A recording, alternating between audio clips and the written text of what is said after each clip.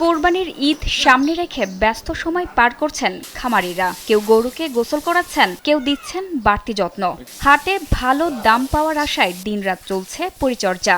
এবারের ঈদে জেলার চাহিদার তুলনায় প্রায় ৫৭,০০০ গবাদি পশু উদ্বৃত্ত থাকায় খামারিদের মাঝে রয়েছে বাড়তি প্রত্যাশা। ঝিনাইদহ সদর উপজেলার চরখাজুরা দক্ষিণপাড়া গ্রামের খামারি মনোয়ার হোসেন। তার খামারে রয়েছে ৬০টি গরু। প্রতিটি গরু বিক্রি হবে ২.৫ লাখ থেকে প্রায় ৬ লাখ টাকার মধ্যে, এমনটাই আশা করছেন তিনি। দীর্ঘ কয়েক মাস ধরে গরুগুলোকে বিশেষ যত্নে লালন পালন করা হয়েছে। এখন ভালো দাম পেলেই পরিশ্রম সার্থক। আমি পাইলে নিয়ে তারপরে বাছুর হয়, বাছুর হওয়ার পরে গরু আবার ৪টি গরু হয়, বেশি ফেলে দিয়ে তাই শখ হইলো যে আমি আইডি গরু আমি গোয়াল করে নিয়ে আবার আইডি গরু কিনলাম। কিনে নিয়ে গত সিজনে আমি ৪টি গরু নিয়ে ঢাকায় গেছিলাম, বেঁচে আসলাম। বেঁচে এসে আমি পরবর্তী ৫টা কিনে নিলাম আর ২টো ছিল। ২টো থাকার পরে সেই ২টো দিয়ে আর এই ৫টা দিয়ে ৭টা গরু আমার খামারিতে আছে।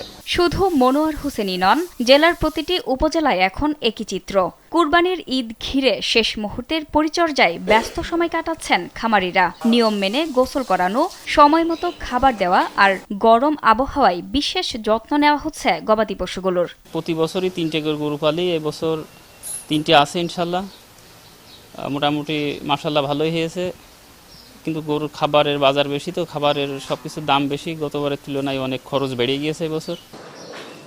খামারিরা জানান, গরুকে হৃষ্টপুষ্ট করতে বিচালি, খড়, ছোলা ও ভুসি ব্যবহার করা হচ্ছে। স্যান্ডেলিনা সো, রূপচর্চায় আভিজাত্য। এবার ভুসি ও খৈলের দাম খুব বেশি না বাড়লেও তুলনামূলক কমেছে বিচালির দাম।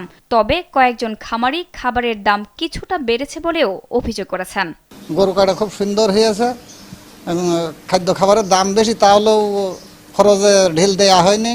তা আশা করি আবার খুব ভালো গরু হয়েছে। খাওয়াই ভুসি, খোল, বিচালি, মানে তান্ত্রিক যেগুলো আছে, প্রাকৃতিক যেগুলো ভালো খাবার সেগুলা।